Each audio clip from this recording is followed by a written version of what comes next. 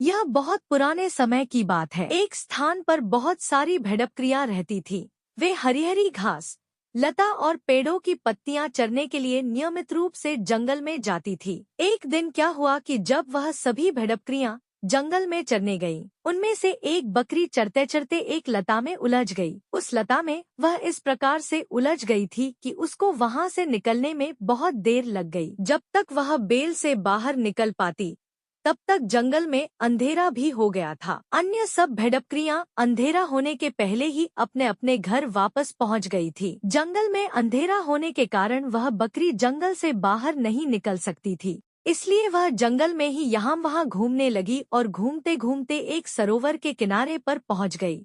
वहां पहुंचने पर उसने देखा कि किनारे की जमीन की मिट्टी गीली है और उस पर सिंह के चरण का एक चिन्ह भी अंकित है। वह उस चिन्ह के निकट ऐसे बैठ गई कि जैसे कोई किसी के चरणों की शरण में जाकर बैठा। धीरे धीरे जैसे जैसे रात बढ़ने लगी, जंगली सियार, भेड़िया, बाघ आदि प्राणी सरोवर के किनारे पानी पीने के लिए आने लगे। वहां बैठी बकरी को देखकर वे उसे खाने की इच्छा से उसके पास आए। तब उस बकरी ने उन सभी को बताया कि मेरे निकट में किसके चरण का चिन्ह अंकित है।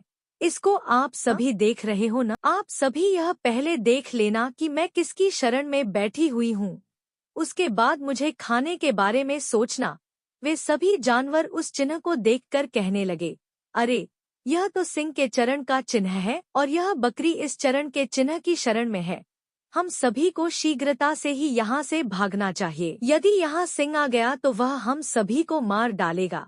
इस प्रकार सभी प्राणी भयभीत होकर वहाँ वे भाग गए। रात बहुत अधिक होने पर वही सिंह स्वयं उस स्थान पर आया जिसका की चरण चिन्ह था। उसने देखा कि एक बकरी इतनी रात गए सरोवर के किनारे अकेली बैठी हुई है। उस सिंह ने बकरी से पूछा कि तू इतनी रात को जंगल में अकेली कैसे बैठी है?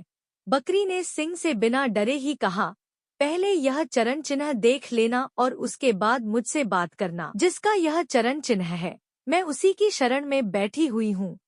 सिंह उस चरण चिन्ह को देखकर पहचान गया। वह मन ही मन सोचने लगा, अरे, यह तो मेरा ही चरण चिन्ह है। यह बकरी तो मेरे ही शरण में आई हुई है।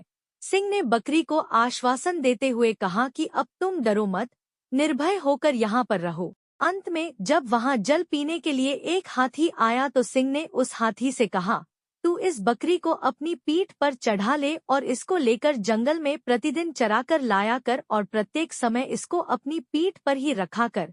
समझा न तू?